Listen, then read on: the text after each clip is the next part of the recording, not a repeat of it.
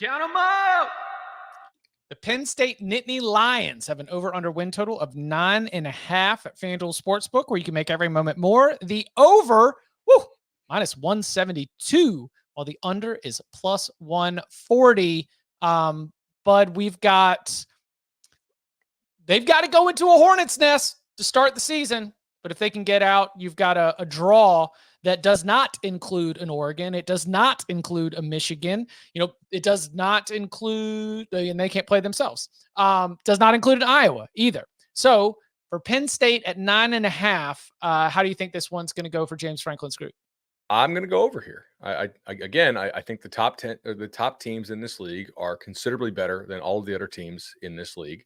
And I think they all play really good defense. And I don't see the quarterbacks on the schedule to really threaten them all that much. Now, also, I don't know if Penn State has one at quarterback. We got to see if Alar can take that next step. Andy Kotelnicki, the new offensive coordinator, probably helps him out there. I think the defense, should still be really good.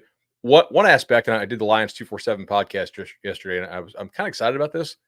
Penn State's like a lot beefier on the defensive interior this year. They're like 330 and 315.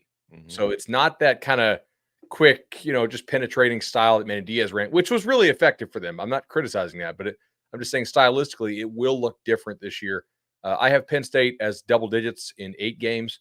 The only 4 in which I do not think they're DD is the Mountaineers, USC, which is on the road, at Wisconsin, which is on the road, but after a bye, and then, of course, hosting Ohio State. So go ahead and give me the over. I just appreciate this comment. The Wayne Gretzky of going 9-3 is the Wayne Gretzky of going 9-3. I will say, I would not bet this because you can bet Penn State to make the playoff at like minus $1.20. Oh, or well, maybe $1.30 now, but like certainly cheaper than minus 172. Are there 10s out there? Chip, for this show, we only use FanDuel, so I really have not been checking that. But possibly. But I again, like you remember the whole like eat this, not that thing, right? It's like this has 5,000 calories, this has 500. Like bet this, not that. I think 10-2 Penn State, because they do play that non-conference game against the Mountaineers, is very likely in the playoffs. So I would rather bet that than bet the over on this. If you wanted to bet on FanDuel, Penn State exactly 10, is that what you're saying? Yeah. No. Penn State to make the playoff. Chip. Oh, no, but you're saying to get 10 wins exactly? Yeah. If you wanted that one, it pays out plus 240 for Penn State. That might be the play. They lose at West Virginia and your bet's dead. Oh, my gosh. I'll cash out $2.75, please. Cash out. My Monte Carlo simulations have Penn State winning 10 games more often than 9. But with the under sitting at plus 140, if I was betting this, I would rather bet the under 9.5. I do think, like, offensively, there are some concerns personnel-wise. Like, you lost your best offensive lineman last year, which is difficult to replace. I still don't know who the premier receiver is going to be on this team, or if one of them will emerge. I think it would be nice also if Tyler Warren kind of emerged as a tight end for them in that spot. The running backs, we've talked for years about how talented they are, but when you look at the numbers, they're never putting up like elite numbers. Although the question becomes, was that the offensive line they were playing behind? Was it the offensive system they were in?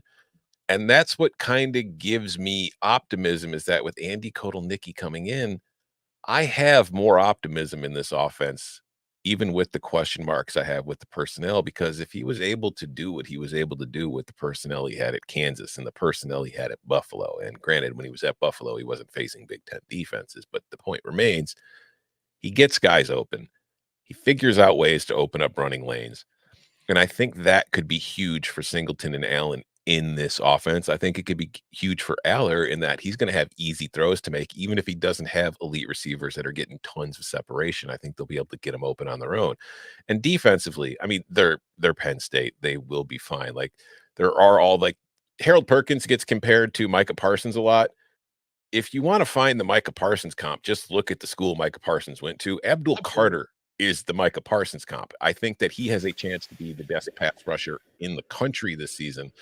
So defensively, they will be fine. Offensively, I have faith. So like I said, I think they win 10 games more often than not, but based on the juice, I would rather bet the under. I mean, 25-2. Do you know how many teams would take 25-2? Over. Yeah, over 9.5. Exact wins 10. I've got this thing shaking out where I believe that Penn State will have an offense under different leadership that will allow for more explosive plays. I don't know that Julian Fleming is the answer. Not ready to bet on that.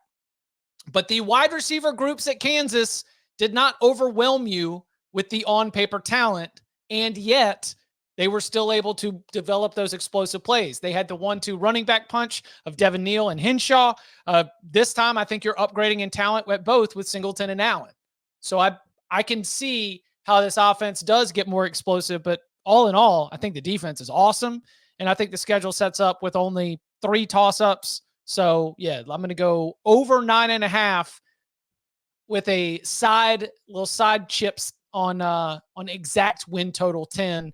10-2 Penn State going on to the college football playoff. How many games are going to win this fall?